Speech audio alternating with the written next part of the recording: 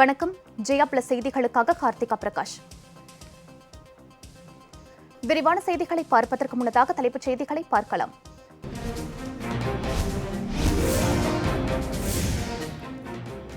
உடற்கூறாய்வு அறிக்கை அடிப்படையில் இருவரது உடலிலும் மோசமான காயங்கள் இருந்தன.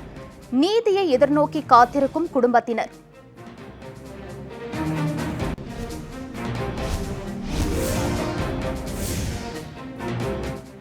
சம்பந்தப்பட்ட காவல்துறையினர் மீது வழக்கு பதிவு செய்ய முகாந்திரம் உள்ளது. ஒரு நொடி கூட வீணாக்க கூடாது எனவும் நீதிபதிகள் அறிவுறுத்தல்.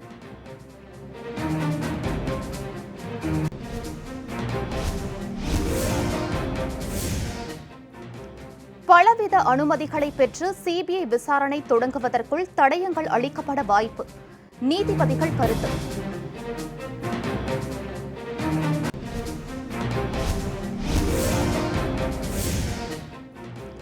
சிபிஐ வசம் வழக்கு ஒப்படைக்கப்படும் வரை வழக்கு விசாரணையை நெல்லை சரக டிஐஜி ஏற்க இயலுமா? நீதிபதிகள் சரமாரி கேள்வி.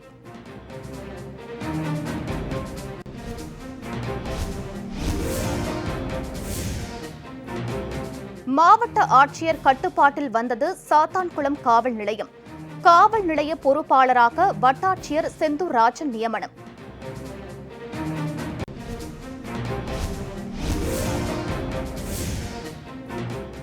இந்தியாவில் ஒரே நாளில் 18,522 பேருக்கு கொரோனா தொற்றால் பாதிப்பு. எண்ணிக்கை 5,66,000 கடந்தது. பலி எண்ணிக்கை 16,893 உயர்வு.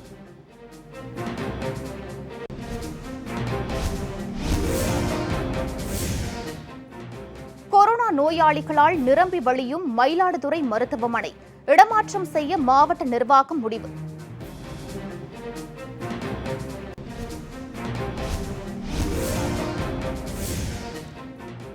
எல்லையில் அமைதியை நிலைநாட்ட இந்தியா சீன அரசுகள் நடவடிக்கை.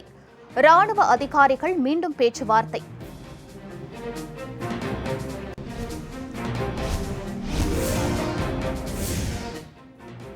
சீனாவின் 5G தொழில்நுட்பத்தை தடை செய்ய இந்தியா நடவடிக்கை. மத்திய அமைச்சர்கள் ஆலோசனை.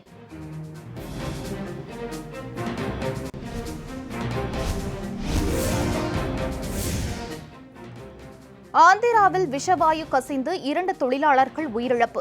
4 பேர் மருத்துவமனையில் அனுமதி.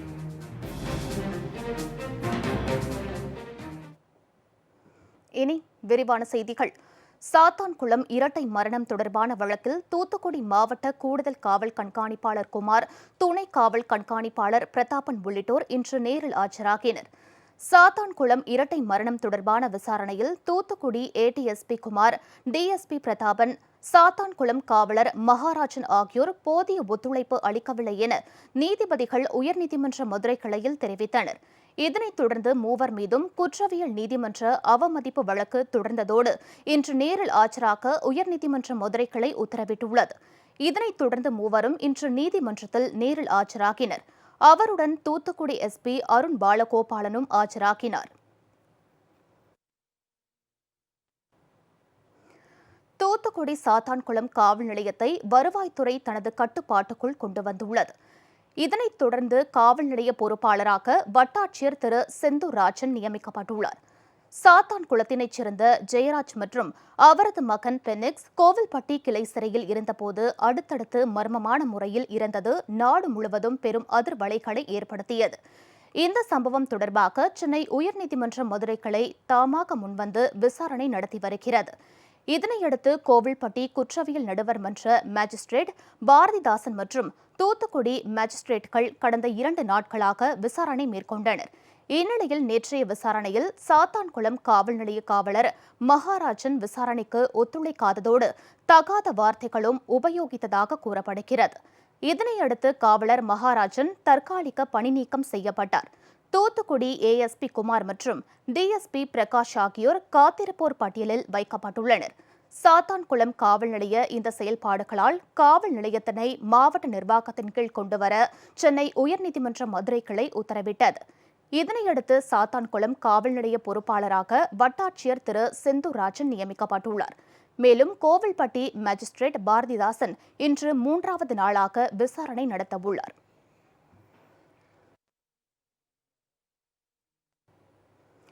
சென்னையில் கொரோனா வைரஸால் பாதிக்கப்பட்டு 846 பேர் பலியாகினர். 21,681 பேர் கொரோனா தொற்றுக்கு சிகிச்சை பெற்று வருகின்றனர். சிகிச்சை பெறுவோரின் விவரங்களை மண்டல வாரியாக தற்போது காண்போம். அண்ணா நகர் மண்டலத்தில் 2,946 பேரும், தேனாம்பேட்டையில் 2,363 பேரும், ராயபுரம் மண்டலத்தில் 2,212 பேரும் கொரோனா வார்டுகளில் சிகிச்சை பெற்று வருகின்றனர். கோடம்பாக்கம் மண்டலத்தில் 2,094 பேரும், தண்டையார்பேட்டை மண்டலத்தில் 1,770 பேரும், திருவிக நகரில் 1,656 பேரும் சிகிச்சை பெற்று வருகின்றனர். அடையாறு மண்டலத்தில் 1,500 பேரும், வளசரவாக்கத்தில் 1,081 பேரும், திருவொற்றியூரில் 1,027 பேரும், அம்பத்தூரில் 929 பேரும் சிகிச்சை பெற்று வருகின்றனர். மாதவரம் மண்டலத்தில் 877 பேரும், ஆலந்தூர் மண்டலத்தில் 764 பேரும், பெருங்குடியில் 608 பேரும், சோழிங்கநல்லூரில் 490 பேரும், மணலியில் 410 பேரும் கொரோனாவுக்கு சிகிச்சை பெற்று வருகின்றனர்.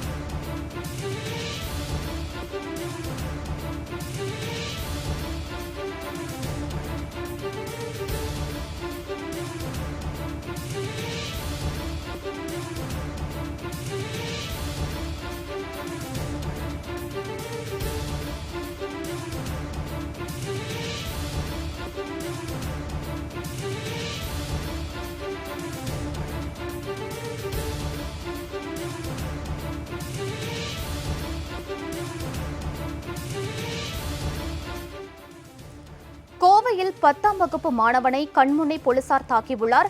இது குறித்த கூடுதல் தகவல்களை வழங்க காத்திருக்கிறார் எமது செய்தியாளர் சிறுமலர். அவரிடம் கேட்கலாம். வணக்கம் சிறுமலர், விவரம் என்ன சொல்லலாம்?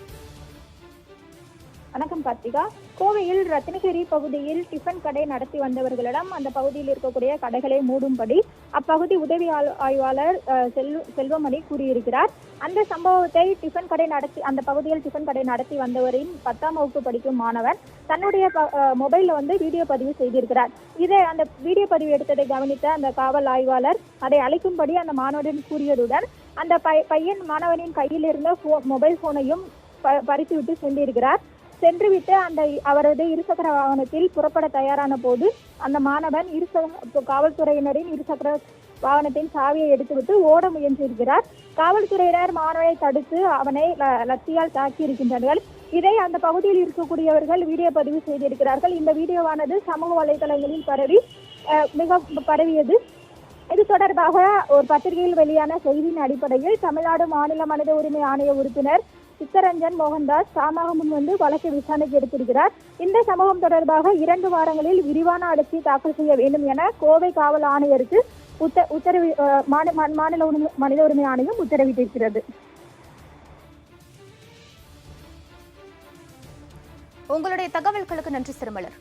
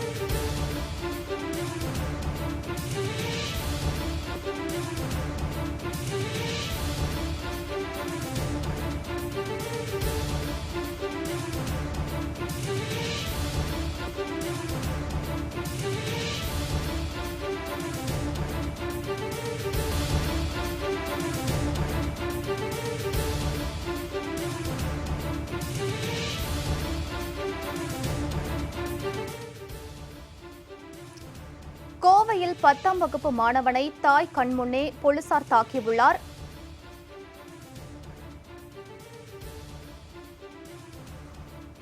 இரண்டு வாரங்களில் அறிக்கை தாக்கல் செய்ய கோவை காவல் ஆணையருக்கு மாநில மனித உரிமை ஆணையம் உத்தரவு பிறப்பித்துள்ளது. அண்மை செய்தியாக நாம் பார்த்துக் கொண்டிருக்கிறோம்.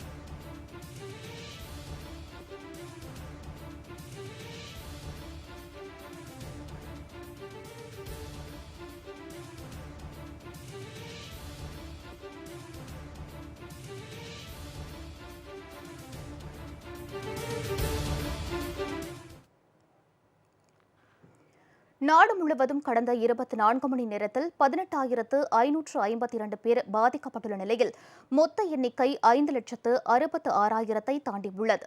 பலியானோரின் எண்ணிக்கை 16,893 உயர்ந்துள்ளது. இந்தியாவில் கொரோனா தொற்று நாளுக்கு நாள் தீவிரமாகி அனைத்து தரப்பு மக்களையும் இன்னலுக்கு ஆளாக்கி வருகிறது. தொற்று பாதிக்கப்பட்டவர்களின் எண்ணிக்கை அதிகரித்து வருவதை கட்டுப்படுத்த மத்திய மாநில அரசுகள் பல்வேறு தடுப்பு நடவடிக்கைகள் எடுத்து வருகின்றன. எனினும் கொரோனாவின் தாக்கம் தீவிரமாகிக் கொண்டேதான் செல்கிறது. கொரோனா பாதிப்பு தொடர்பாக மத்திய சுகாதாரத்துறை அமைச்சகம் இன்று காலை வெளியிட்டுள்ள தகவலின்படி நாடு முழுவதும் பாதிக்கப்பட்டவர்களின் எண்ணிக்கை 5,66,840 உயர்ந்துள்ளதாக தெரிவிக்கப்பட்டுள்ளது. பலியானோரின் எண்ணிக்கை 16,893 உயர்ந்துள்ளதாக தெரிவிக்கப்பட்டுள்ளது. கொரோனா பாதிப்பில் இருந்து குணமடைந்தோர் எண்ணிக்கை 3,34,822 உயர்ந்துள்ளதாக மத்திய சுகாதாரத்துறை தெரிவித்துள்ளது. ஆந்திர மாநிலம் விசாகப்பட்டினம் அருகே செயல்படும் மருந்து தொழிற்சாலையில் இருந்து ரசாயன வாயு கசிவை சுவாசித்து 2 பேர் உயிரிழந்தனர். 4 பேர் உடல்நலம் பாதிக்கப்பட்டு மருத்துவமனையில் அனுமதிக்கப்பட்டனர். விசாகப்பட்டினத்தில் செயல்பட்டு வரும் ரசாயன தொழிற்சாலையில் இருந்து கடந்த 2 மாதங்களுக்கு முன்பு கசிந்த ரசாயன வாயுவை சுவாசித்த 1000க்கும் மேற்பட்டோர் உடல்நலம் பாதிக்கப்பட்டனர். 11 பேர் உயிரிழந்தனர். இந்த சம்பவம் காரணமாக ஏற்பட்ட பரபரப்பு அடங்குவதற்குள்ளாக மீண்டும் விசாகப்பட்டினத்தில் வாயு கசிவு ஏற்பட்டு பாதிப்பு ஏற்படுத்தியுள்ளது. விசாகப்பட்டினம் அருகே உள்ள பரவடா என்ற இடத்தில் அமைந்துள்ள மருந்து தொழிற்சாலையில் இருந்து இன்று அதிகாலை பென்சன் என்ற வாயு கசிந்தது. இந்த வாயுவை சுவாசித்த ஊழியர்கள் 2 உயிரிழந்தனர். உடல்நலம் பாதிக்கப்பட்ட 4 பேர் கஜுவாக்கா என்ற இடத்தில் உள்ள மருத்துவமனையில் அனுமதிக்கப்பட்டனர். அவர்களில் ஒருவரது நிலைமை கவலைக்கிடமாக உள்ளதாக கூறப்படுகிறது. சம்பவ இடத்தை மாவட்ட ஆட்சியர் திரு வி வினய்சந்த் நேரில் பார்வையிட்டார். வாயு கசிவு எதனால் ஏற்பட்டது என்பது குறித்து விசாரணை நடைபெற்று வருவதாக கூறப்படுகிறது.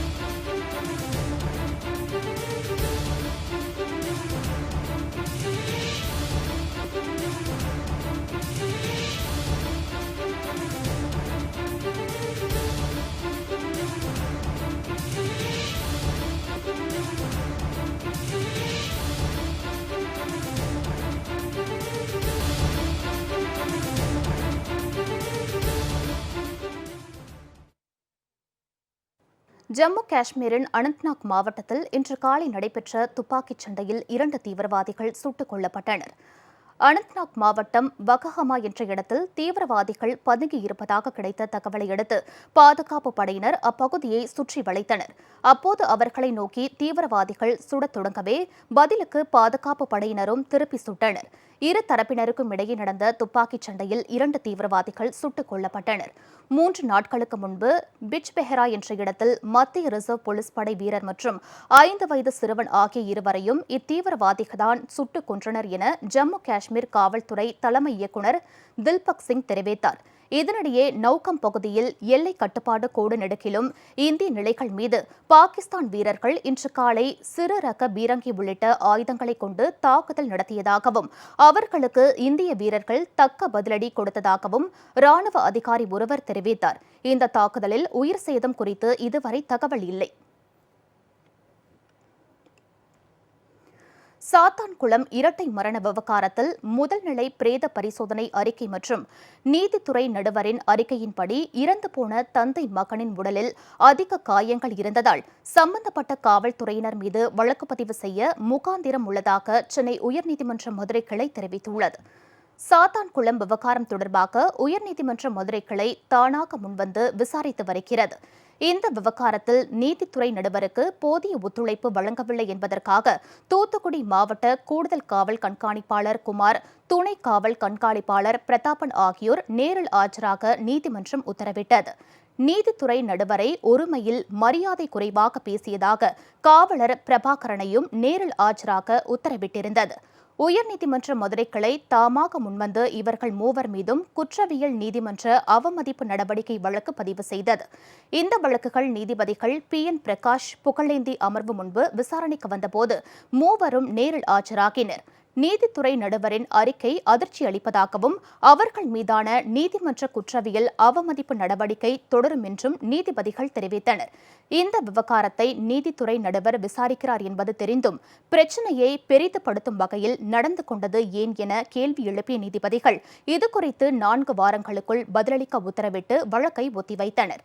முதல்நிலை பிரேத பரிசோதனை அறிக்கை மற்றும் நீதித்துறை நடுவரின் அறிக்கையின் அடிப்படையில் இறந்தவர்களின் உடலில் அதிக காயங்கள் இருப்பது உறுதி செய்யப்பட்டுள்ளதாகவும் போலீசாரின் மீது வழக்கு பதிவு செய்ய முகாந்திரம் உள்ளதாகவும் தெரிவித்தனர். வழக்கின் சாட்சிகளுக்கு உரிய பாதுகாப்பு வழங்கப்பட வேண்டும் என்றும் பாதிக்கப்பட்டவர்களின் குடும்பத்தினர் நீதியை எதிர்நோக்கி காத்திருப்பதால் இந்த வழக்கில் கால தாமதத்தை நீதிமன்றம் விரும்பவில்லை என்றும் ஒரு நொடி கூட வீணாகக்கூடாது என்றும் நீதிபதிகள் தெரிவித்தனர். சிபிஐ தரப்பினர் பலவித அனுமதிகளை பெற்று விசாரணை தொடங்குவதற்குள் தடயங்களை அளிக்க வாய்ப்புள்ளது என கருத்து தெரிவித்த நீதிபதிகள் சிபிஐ வசம் ஒப்படைக்கப்படும் வரை நெல்லை சரக ஐஜி இந்த வழக்கு விசாரணையை ஏற்க இயலுமா என கேள்வி எழுப்பினர். இதுகுறித்து பதிலளிக்க உத்தரவிட்டு வழக்கை ஒத்திவைத்தனர். மன்னார் வளைகுடா கடற்பகுதியில் பவளப்பாறைகளின் வளர்ச்சி அதிகரித்திருப்பதாக கடல்வள ஆராய்ச்சியாளர்கள் தெரிவித்துள்ளனர். கடல்வாழ் உயிரினங்களின் பிறப்பிடம் என்று அழைக்கப்படும் பவளப்பாறைகள் மன்னார் வளைகுடா கடற்பகுதியில் அதிகம் காணப்படும். கடல் வளத்திற்கு ஆதாரமாக விளங்கும் பவளப்பாறைகள் ஆண்டுதோறும் ஏப்ரல் முதல் ஜூலை மாதம் வரையிலான காலங்களில் கடலில் ஏற்படும் வெப்பநிலை உயர்வால் அழிந்து வந்தன. ஆனால் இந்த ஆண்டு குறைந்த காற்றழுத்தம், புயல், மழை போன்றவற்றால் கடல் வெப்பநிலை அதிகரித்ததால் பவளப்பாறைகளின் வளர்ச்சி அதிகரித்திருப்பதாக கடல் ஆராய்ச்சியாளர்கள் தெரிவிக்கின்றனர். பவளப்பாறைகள்னு சொல்லப்படக்கூடிய அந்த கோரல்ஸ் ஆக்சுவலாக பாறைகள் இல்லை, உயிரினங்கள். பருவநிலை மாற்றத்தால் எல்லா உயிரினங்களும் பாதிக்கப்படுறது போல் இந்த பவளப்பாறைகளும் பாதிக்கப்படுது. பவளப்பாறைகளுக்கு மெயினான பாதிப்பு என்னென்னா, தண்ணீரோட வெப்பநிலை அதிகமாகும் போது அது ப்ளீச் ஆகுது. அதாவது அதோட சிம்பயாட்டிக் அசோசியேஷன் உள்ள ஜூசாந்தல் அப்படிங்கிறது தண்ணியில் போயிடுது. அதனால் பவளப்பாறைகள் வெண்மை நிறத்தில் காணப்படும். அதாவது வெள்ளை கலரில் ப்ளீச் ஆயிரும். பட் ப்ளீச் பண்ண எப்படி இருக்குமோ அந்த மாதிரி ஆயிரும். இப்போ மன்னார் வளைகுடாவில் பார்த்திங்கன்னா இது 30 டிகிரி செல்சியஸ் வெப்பநிலையை எப்போ தாண்டுதோ அந்த தண்ணீருடைய வெப்பநிலை, அப்போ அந்த கோரல்ஸ் ப்ளீச் ஆக ஆரம்பிக்குது. இப்போ ஜூன் மாதம் பார்த்திங்கன்னா டெம்பரேச்சர் கம்ப்ளீட்டாக கம்மியாகிட்டு 28.6 டிகிரி செல்சியஸ் அளவுக்கு அந்த அளவுக்கு குறைஞ்சிது. இதனால் பவளப்பாறைகள் ரெக்கவர் ஆக ஆரம்பிச்சிட்டு. வழக்கமாக இது எப்போ நடக்கும்னா ஆகஸ்ட் மாதம் வரைக்கும் ஆகும் இந்த சிச்சுவேஷன் வர்றதுக்கு. பட் இப்போ சீக்கிரமே ஜூன்லேயே ஆரம்பிச்சிருச்சு. ஸோ இதனால் நாங்கள் என்ன எதிர்பார்க்குறோன்னா, ஜூலை எண்டு இந்த பவளப்பாறைகள் கம்ப்ளீட்டாக ரெக்கவர் ஆயிரும் வித்தவுட் எனி மார்ட்டாலிட்டி. கோரல்ஸ் இந்த வருஷம் சாகாது. இது ஒரு பாசிட்டிவான ஒரு விஷயம். செத்து இருந்துச்சு அப்படின்னு சொன்னால் இதை நம்பி வாழக்கூடிய மீன்கள் மற்றும் அதோட மற்ற உயிரினங்கள் எல்லாமே பாதிக்கப்பட்டிருக்கும். பருத்திக்கு மத்திய அரசு நிர்ணயித்த விலையை பெற்றுத்தர வலியுறுத்தி தமிழ்நாடு விவசாயிகள் சங்கம் சார்பில் திருவாரூரில் கண்டன ஆர்ப்பாட்டம் நடைபெற்றது. பருத்தி விவசாயிகளை வஞ்சித்து வரும் மத்திய மாநில அரசுகளை கண்டித்தும், பருத்தி ஏலத்தின் போது லஞ்சம் பெறும் அதிகாரிகளுக்கு உடந்தையாக இருந்து வரும் மாவட்ட ஆட்சியரை கண்டித்தும் தமிழ்நாடு விவசாயிகள் சங்கம் சார்பில் திருவாரூர் மாவட்டம் அம்மையப்பன் பகுதியில் கண்டன ஆர்ப்பாட்டம் நடைபெற்றது. பருத்திக்கு மத்திய அரசு அறிவித்த பரிந்துரை விலையான 5515 மற்றும் 5825 என்ற அடிப்படையில் கொள்முதல் செய்திட மாநில அரசு நடவடிக்கை எடுக்க வலியுறுத்தியும், பருத்தி விவசாயிகளுக்கு எதிராக செயல்படும் எடப்பாடி பழனிசாமி அரசை கண்டித்தும் ஆர்ப்பாட்டத்தில் பங்கேற்றவர்கள் கோஷமிட்டனர். பருத்தி விலை மத்திய அரசாங்கம் அறிவித்திருக்கக்கூடிய விலை நிர்ணயம் செய்திருக்கக்கூடிய 5825 ரூபாய் மத்திய அரசாங்கம் நிர்ணயம் செய்த அந்த விலையை இன்றைக்கு நிர்ணயம் செய்து விவசாயிகளிடமிருந்து கொள்முதல் செய்ய வேண்டும் என்ற அந்த கோரிக்கை இன்றைக்கு வலியுறுத்துகிறோம். 15 நாட்களாக பருத்தியை வைத்துக் கொண்டு இன்றைக்கு அலைக்கடிக்கக்கூடிய விவசாயிகளை வஞ்சிக்கக்கூடிய வகையிலே அலைக்கடிக்கக்கூடிய வகையிலே இன்றைக்கு அரசாங்கம் மாவட்ட நிர்வாகம் செய்து கொண்டிருக்கிறது. பருத்திக்கு கட்டுப்படியான விலை கிடைக்கும் வரை தமிழ்நாடு விவசாய சங்கத்தின் சார்பாக தொடர்ச்சியான போராட்டத்தை தொடர்வோம். புதுச்சேரியில் மீனவர்களுக்கு வழங்க வேண்டிய மீன்பிடி தடைக்கால நிவாரணத் தொகை நாளை முதல் வழங்கப்படும் என மீனவர் நலத்துறை இயக்குநர் தெரிவித்துள்ளார்.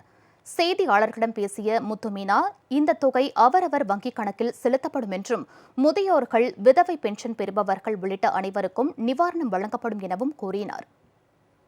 ஓல்டேஜ் பென்ஷன் வாங்குறவங்களுக்கும் இந்த தடைக்கால நிவாரணம் கொடுக்கப்படக்கூடாதுன்ற ஒரு கருத்து இருந்ததால் இதற்கு எதிர்ப்பு தெரிவித்தாங்க மீனவர்கள் மத்தியில்.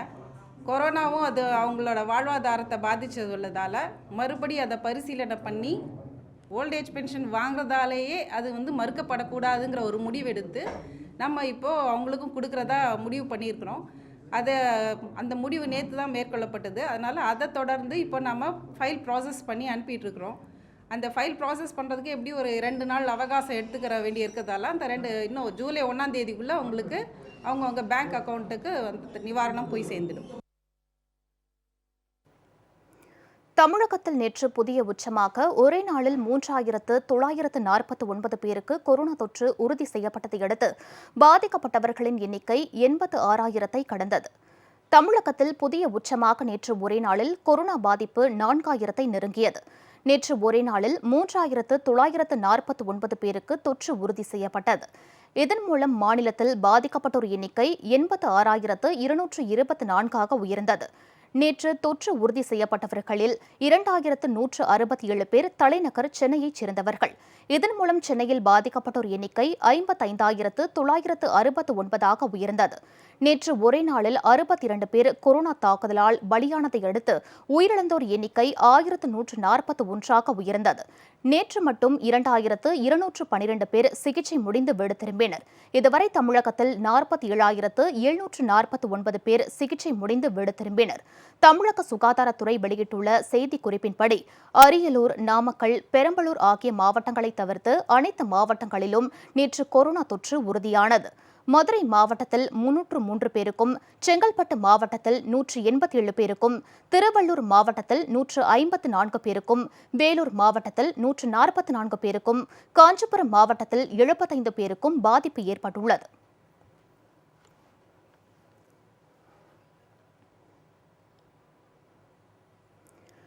கொரோனா பாதித்த தனக்கு தமிழக அரசு முறையான சிகிச்சை அளிக்கவில்லை என்று சென்னை அம்பத்தூர் மண்டலத்தில் வசிக்கும் பெண் ஒருவர் சமூக வலைதளத்தில் வேதனையை வெளிப்படுத்தியுள்ளார். 4 days முன்னாடி எனக்கு சிவியரா கோல்டு அட்டாக் ஆயிருந்தது, த்ரோட் பெயின் இருந்தது. ஸோ 2 days நான் பார்த்துட்டு சிம்டம்ஸாக இருக்குமோன்னு ஒரு டவுட் ப்ரைவேட் லேபில் நான் டெஸ்ட் பண்ணேன். நேற்று ஈவினிங் எனக்கு ரிசல்ட் வந்துடுச்சு பாசிட்டிவ் அப்படின்னு சொல்லிட்டு. பட் என்னன்னா, நான் அந்த 2 days-ஆக இருக்கும்போது வீட்டில் எனக்கு எப்பயும் எமர்ஜென்சிக்கு நான் வச்சிருக்கிற மெடிசன்ஸ் எடுத்தேன். அதுக்கப்புறம் மெடிக்கல் ஷாப்பில் போய் கேட்டால் கொடுக்க முடியாது, கவர்மெண்ட் ரூல் படி கொடுக்கக்கூடாதுன்னு சொல்லிட்டாங்க. ஓகே, நம்ம வெயிட் பண்ணுவோம், ரிசல்ட் வரட்டும், அதுக்கப்புறம் கவர்மெண்ட்டே நம்மளுக்கு கேர் கொடுப்பாங்க அப்படின்னு சொல்லிட்டு நான் வெயிட் பண்ணேன். நேற்றுக்காக வெயிட் பண்ணேன். கால் பண்ணி சொன்னாங்க, ரிப்போர்ட்டும் எங்களுக்கு வாட்ஸ்அப்பில் சென்ட் பண்ணாங்க. ஸோ அதே ரிப்போர்ட் ஐசிஎம்ஆருக்கு ஒரு ரிப்போர்ட் போகும், ஒரு ரிப்போர்ட் கார்பரேஷனுக்கு போகும்னு சொன்னாங்க என்கிட்ட நான் கேட்கும்போது. ஸோ இந்நேரம் உங்களுக்கு ரீச் ஆகிட்டு இருக்கோம் எனக்கு கேர் கொடுப்பீங்க அப்படின்னு சொல்லிட்டு எந்த மெடிசனும் எடுக்காம நான் வந்து வெயிட் பண்ணிட்டு இருந்தேன். ஏன்னா எடுக்க முடியல, அதான் உண்மை. எனக்கு பயங்கர சிவியர் ஹெட்ஏக் இருக்கு.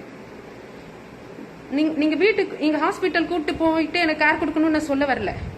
பட் எனக்கு ஒரு மெடிசன் கூட கொடுக்க இது வரைக்கும் ஒரு ஃபோன் கால் கூட வரல எனக்கு, கவர்மெண்ட் சைட்ல இருந்து, கார்பரேஷன் சைட்ல இருந்து.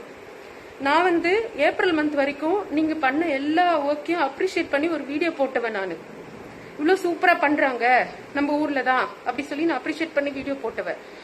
பட் மே மந்த்ல இருந்து எனக்கு கொஞ்சம் பயம் வந்தது. ஜூன் மந்த்ல இருந்து நான் இருக்கேன், வீட்டிலே தான் இருக்கேன், எங்கேயும் போகல. வீட்டில கவர்மெண்டோட ரூல் என்ன சொன்னாங்களோ அதை ஃபாலோ பண்ணிட்டு வீட்டில் இருக்குவதான். எனக்கு எப்படி வந்ததுன்னு கூட தெரியல. யோசிச்சு பார்க்கறேன், எனக்கு எப்படி வந்ததுன்னே எனக்கு தெரியல. பட் இன்னைக்கு வந்துருச்சு. வந்த பிறகு நீங்க என்ன பண்ணுவீங்கன்னு நான் எதிர்பார்ப்பேன். நேற்று நைட் என்னால பேர் பண்ண முடியாத சிவியர் ஹெட்ஏக். டேப்லெட் தேடுறேன், வீட்டில் இல்ல. மெடிக்கல் ஷாப் போனா கொடுக்க மாட்டாங்க. நான் எப்படி தூங்குவேன்? அந்த வலியோட நான் தூங்க முடியாம கஷ்டப்படுறேன் நைட் எல்லாம். சரி மார்னிங் விடிஞ்சிரும், இன்னைக்கு வருவாங்கன்னு காலையில இருந்து இப்ப 3 o'clock ஆகுது. யார் வந்தாங்க? அதுவும் நாங்களா இன்ஃபார்ம் பண்ணி டெய்லி விசிட் பண்ற மேடம் கிட்ட சொல்லி நாங்களா இன்ஃபார்ம் பண்ண பிறகு அவங்களாவது மெடிசன் தருவாங்கன்னு பார்த்தா என் ஹஸ்பண்டையும் மதர் இன் லாவையும் எனக்கு கேர் கொடுத்த அந்த 2 பேரையும் காலையில கூட்டிட்டு போயிட்டு ஈவினிங் ஆயிடுச்சு. இது வரைக்கும் அவங்களே அனுப்பல. எனக்கு ஃபுட்டு கொடுக்க கூட ஆள் இல்ல, மெடிசன் கொடுக்கவும் யாரும் இல்ல. நான் இங்க வந்து தனியா கஷ்டப்பட்டுட்டு இருக்கேன். எனக்கு வீட்டுல இந்த நிலைமைன்னு நீங்க ஹாஸ்பிட்டல் கூட்டு போனா என்ன நிலைமைன்னு எனக்கு புரிஞ்சு போச்சு. நான் ஹாஸ்பிட்டலுக்குலாம் உங்களை கூட்டு போக சொல்லல. எனக்கு அட்லீஸ்ட் மெடிக்கல் ஷாப்லயாவது மெடிசனை கொடுக்க அலோவ் பண்ணுங்க. ஏன்னா எனக்கு சென்னையில ஏன் இவ்வளோ அதிகமா இன்க்ரீஸ் ஆச்சு, எப்படி டெத் கவுண்ட் அதிகமாச்சுன்னு நான் ரொம்ப டெய்லி நியூஸ் பாக்குறவன். நியூஸ் மட்டும் தான் பாத்துட்டு இருக்கேன். எனக்கு புரியல, குழம்பி போயிருந்தேன்.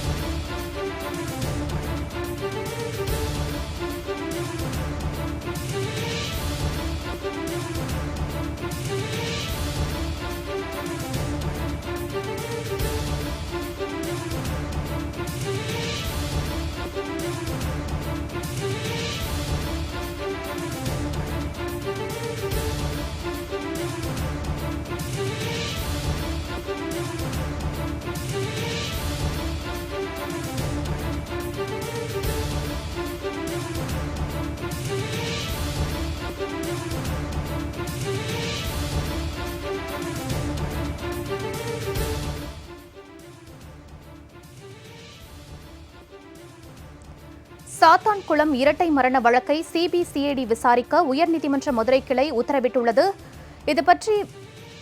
இது தொடர்பாக செய்தியாளர் நிசாம் தகவல்களை தர காத்திருக்கிறார். அவரிடம் கேட்கலாம். நிசாம், தகவல்களை பதிவு பண்ணுங்க.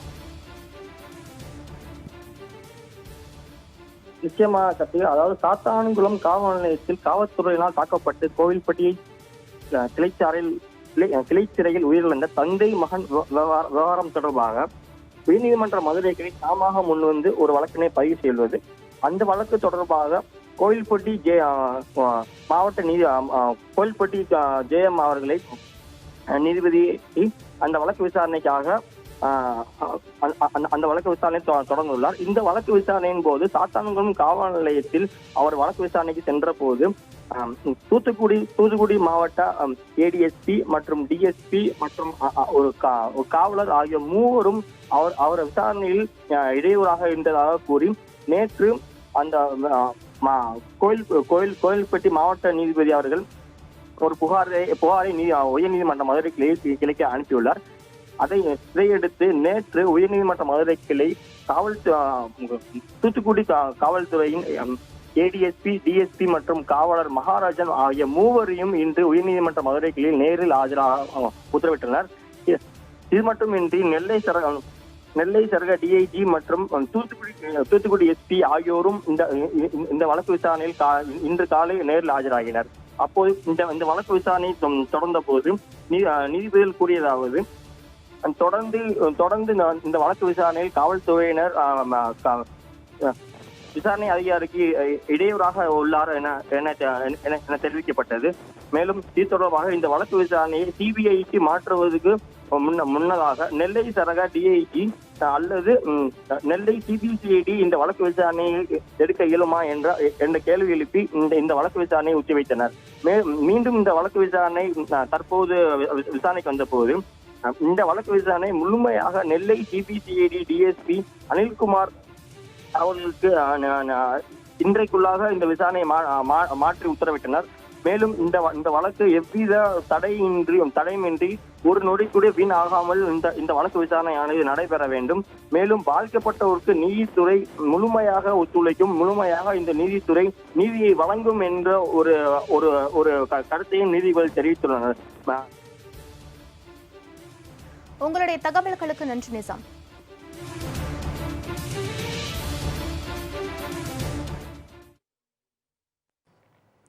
இனி மேலும் சில நிகழ்வுகளை வேக செய்திகளாக காண்போம். சென்னையில் கொரோனா தாக்குதலுக்கு இன்று ஒரே நாளில் 23 பேர் உயிரிழந்துள்ளனர். சென்னை ஸ்டான்லி மருத்துவமனையில் 6 பேரும், ராஜீவ்காந்தி அரசு மருத்துவமனையில் 8 பேரும், ஓமந்தூரார் அரசு மருத்துவமனையில் 4 பேரும் கொரோனாவால் உயிரிழந்துள்ளனர். கீழ்ப்பாக்கம் அரசு மருத்துவமனையில் 3 பேரும், தனியார் மருத்துவமனைகளில் 2 பேரும் சிகிச்சை பலனின்றி உயிரிழந்தனர். தமிழகத்தில் ஊரடங்கை மீறியதாக கடந்த 97 நாட்களில் 7,70,299 பேர் கைது செய்து ஜாமீனில் விடுவிக்கப்பட்டதாக போலீசார் தெரிவித்துள்ளனர். ஊரடங்கு மீறல் தொடர்பாக 7,04,057 வழக்குகள் பதிவு செய்யப்பட்டுள்ளதாகவும் 5,78,854 வாகனங்கள் பறிமுதல் செய்யப்பட்டுள்ளதாகவும் தெரிவிக்கப்பட்டுள்ளது. ஊரடங்கை மீறியவர்களிடம் இருந்து 16,19,27,405 ரூபாய் அபராதமாக வசூலிக்கப்பட்டுள்ளதாக காவல்துறை தெரிவித்துள்ளது. நாகை மாவட்டம் செம்பனார்கோவில் வேளாண் ஒழுங்குமுறை விற்பனை கூடத்தில் அடுக்கி வைக்கப்பட்டிருந்த 900 குவிண்டால் பருத்தி மூட்டைகள் மழையில் நனைந்து சேதமடைந்ததால் விவசாயிகள் கடும் இழப்பை சந்தித்துள்ளனர். நாகை மாவட்டத்தில் இந்த ஆண்டு மயிலாடுதுறை, தரங்கம்பாடி, சீர்காழி, குத்தாலம் ஆகிய 4 தாலுகாக்களில் தண்ணீர் தட்டுப்பாடு காரணமாக 1,00,000 ஏக்கரில் பருத்தி பயிரிடப்பட்டது. நேற்று முன்தினம் செம்பனார்கோவில் ஒழுங்குமுறை விற்பனை கூடத்திற்கு அதிக அளவில் பருத்தியை விவசாயிகள் கொண்டு வந்திருந்தனர். இந்நிலையில் நேற்று மாலை பெய்த மழை காரணமாக 900 குவிண்டால் பருத்தி மூட்டைகள் மழையில் நனைந்து சேதமடைந்தது. இதனால் குறைந்தபட்ச ஆதார விலையை பெற முடியாமல் கடும் இழப்பை சந்தித்துள்ளதாக விவசாயிகள் கவலை தெரிவிக்கின்றனர். வந்தவாசி அருகே 60 ஆண்டுகளுக்கு பிறகு பூத்து குலுங்கும் தாளிப்பனை மரங்களை பொதுமக்கள் ஆர்வத்துடன் பார்த்து செல்கின்றனர். தாளிப்பனை மரம் ஒருமுறை மட்டுமே பூக்கும் தாவர வகையைச் சேர்ந்தது. இம்மரம் 60 ஆண்டுகளுக்கு பிறகுதான் பூ பூக்க தொடங்கும். பின்னர் 1 வருடம் கழித்து காய் காய்த்து பழங்களை கொடுத்துவிட்டு இந்த மரம் இறந்துவிடும். இத்தகைய சிறப்புமிக்க தாளிப்பனை மரம் கீழ்குளவளைவேடு கிராமத்தில் அதிக அளவில் காணப்படுகிறது. தற்போது 60 ஆண்டுகளுக்கு பிறகு 20க்கும் மேற்பட்ட மரங்களில் பூக்கள் பூத்து குலுங்குகின்றன. திருச்சி அருகே மிதிவண்டியில் சென்ற முதியவரை போலீசார் தாக்கிய வீடியோ வைரலாகி வருகிறது. அந்த வீடியோவில் திருச்சி கண்டோன்மெண்ட் எம்ஜிஆர் சிலை அருகே மிதிவண்டியில் முதியவர் ஒருவர் செல்வதும், அப்போது அந்த வழியாக இருசக்கர வாகனத்தில் வரும் சீருடை அணிந்த காவலர் ஒருவர் தனது வாகனத்தை நிறுத்திவிட்டு அந்த முதியவரின் கன்னத்தில் ஓங்கி அறைந்து எச்சரித்து அனுப்புவதும் பதிவாகியுள்ளது. சாத்தான்குளம் சம்பவம் தமிழகத்தில் பெரும் அதிர்வலைகளை ஏற்படுத்தியுள்ள நிலையில் முதியவர் ஒருவரை காவலர் தாக்கியிருப்பது பலரின் கண்டனத்திற்கு ஆளாகியுள்ளது.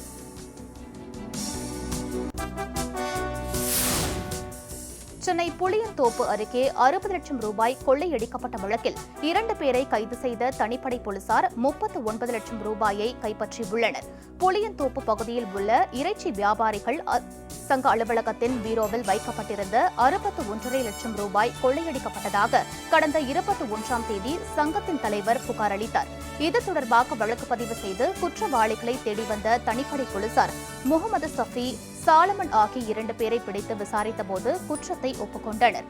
அவர்களிடமிருந்து 39 லட்சம் ரூபாயை பறிமுதல் செய்தனர்.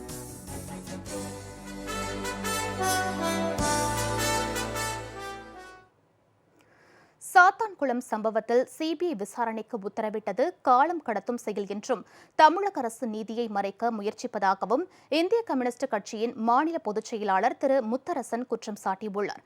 நாகையில் செய்தியாளர்களை சந்தித்த அவர், கொரோனா வைரஸ் தொற்று விவகாரத்தில் தமிழக அரசு அனைத்து கட்சிகளின் கருத்துக்களுக்கும் மதிப்பளிக்காமல் தனிச்சையாக செயல்படுவதாகவும் தெரிவித்துள்ளார். தந்தை மகன் இருவரும் காவல்துறையினரால் அடித்து கொல்லப்பட்டார்கள் என்பதும், அப்படி அடித்து கொல்லப்பட்டதற்கு ரிமாண்ட் செய்த மாஜிஸ்ட்ரேட் உடந்தையாக இருக்கிறார். சப்ஜெயிலு கிளை சிறைச்சாலையினுடைய சூப்பரண்டு உடந்தையாக இருக்கிறார். இதுதான் உண்மை. இதன் அடிப்படையில் நடவடிக்கை எடுக்க வேண்டும். என்ன குற்றம் நடந்தது, யார் செய்தார் என்று தெரியாத பொழுது சிபிஐ விசாரணை கோரலாம். என்ன நடந்தது, யாரால் இந்த தாக்கம் நடைபெற்றது என்ற எந்த விவரமும் தெரியவில்லை என்று சொன்னால் அதுக்கு சிபிஐ விசாரணை தேவை. எல்லாமே வெளிப்படையாக தெரிகிற பொழுது சிபிஐ விசாரணையுடைய நோக்கம் என்னவென்று சொன்னால் காலம் கடத்துவது. ஏதாவது தவறு நடந்துவிட்டு இந்த மாதிரி கொலைகள் நடந்துவிட்டால் உடனடியாக போய் பணம் கொடுக்கறது. பணம் கொடுத்தா அது முடிஞ்சு போச்சு. பணத்தின் மூலமாக நீதியை மறுக்கிறார்கள். ஆகவே இது மிக மிக கடுமையான கண்டனத்திற்குரியது. சீனாவின் 5G தொழில்நுட்ப சாதனங்களுக்கு தடை விதிப்பது தொடர்பான ஆலோசனைக் கூட்டத்தில் முக்கிய துறைகளைச் சேர்ந்த மத்திய அமைச்சர்கள் பங்கேற்றனர். இந்திய எல்லையில் சீன ராணுவ வீரர்களின் அத்துமீறலால் இந்திய வீரர்கள் வீர மரணம் அடைந்ததைத் தொடர்ந்து பல்வேறு அதிரடி நடவடிக்கைகளை மத்திய அரசு எடுத்து வருகிறது. சீன பொருட்களுக்கு தடை விதிக்கவும் முடிவு செய்துள்ளது. அதன் ஒரு பகுதியாக தொலைத்தொடர்புத் துறை அதன் 4G மேம்படுத்தலின் போது சீன தொலைத்தொடர்பு சாதனங்களை பயன்படுத்த வேண்டாம் என BSNL நிறுவனத்திற்கு மத்திய அரசு அறிவுறுத்தின. தற்போது சீனாவின் 5G உபகரணங்களுக்கு தடை விதிப்பது தொடர்பாகவும் ஆலோசிக்கப்பட்டது. இந்த ஆலோசனைக் கூட்டத்தில் முக்கிய துறைகளைச் சேர்ந்த மத்திய அமைச்சர்கள் பங்கேற்றனர்.